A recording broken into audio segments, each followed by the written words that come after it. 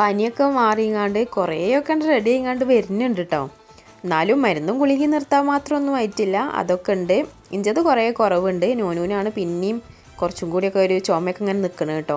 അപ്പോൾ കഞ്ഞിയും ചോറൊന്നും വല്ലാതെ വേണ്ടല്ലോ, ഇനിയിപ്പോൾ കുടിച്ചാണെങ്കിൽ തന്നെ കഞ്ഞിയെ കുടിച്ചോളൂ. അപ്പോൾ ഇന്ന് ഏതായാലും ഞാൻ ഓന് കുറച്ച് മുസമ്പി ഉണ്ട്, ആ ഒരു സാധനം മാത്രമേ ഓൻ വേണമെന്ന് പറയണുള്ളൂ കേട്ടോ. അപ്പോൾ അത് ജ്യൂസ് അടിച്ച് കൊടുത്തു. പിന്നെ ചോറിനൊക്കെ അല്ല വെള്ളം വെച്ചു, അരിയൊക്കെ ഒന്ന് കഴുകി ഒക്കെ ഒന്ന് ഊറ്റിയിട്ടു കേട്ടോ. ഇന്നിച്ച് കുറച്ച് വലിയ മത്തി കിട്ടിയിരിക്കണം കേട്ടോ. കുറേ ദിവസമായിട്ട് ഇവിടെ വത്തലിൻ്റെ പൂരാണ്, എന്നും അതന്നെ കാരണം. ഇപ്പം ഇന്ന് ഏതായാലും ഇത് കിട്ടിയപ്പോൾ കുറച്ച് കറിയും വെക്കുക, അതേപോലെ കുറച്ച് പൊരിച്ചും ചെയ്തിങ്ങാണ്ട് നിൽക്കുകയാണ്. ഈ ഔത്ത് മീൻ നന്നാക്കലിനോട് വലിയ താല്പര്യമൊന്നും ഇല്ല കേട്ടോ. ഞാൻ എപ്പോഴും പുറത്താണ് നന്നാക്കൽ, പക്ഷേ എന്താ വെച്ചാൽ പുറത്ത് ഭയങ്കര മഴയാണ്. അപ്പോൾ അതുകൊണ്ട് നിൽക്കാൻ കഴിയാത്തതുകൊണ്ട് ഇന്ന് ഔത്ത് നന്നാക്കിയെന്നുള്ളൂ കേട്ടോ. അപ്പോൾ പൊരിച്ചാലൊക്കെ മസാല കൂട്ടി വെച്ചു. ആ സമയം കൊണ്ട് ഞാൻ ചോറിൻ്റെ അവസ്ഥ ഉണ്ടല്ലോ ഞങ്ങൾ ആകെ ചിന്തി ഇതായിക്കണ്. ഇങ്ങനെ കണ്ടു കഴിഞ്ഞാൽ പിന്നെ അപ്പം വജ്ജാക്കണം കേട്ടോ. വെച്ചാൽ അങ്ങനെ നിൽക്കാൻ തന്നെ കജ്ജൂല. എത്ര ചൂടുണ്ടെന്നുണ്ടെങ്കിലും ഞാൻ എങ്ങനെയെങ്കിലും റിസ്ക് എടുത്തുങ്ങാണ്ട് നന്നാക്കി എടുക്കും.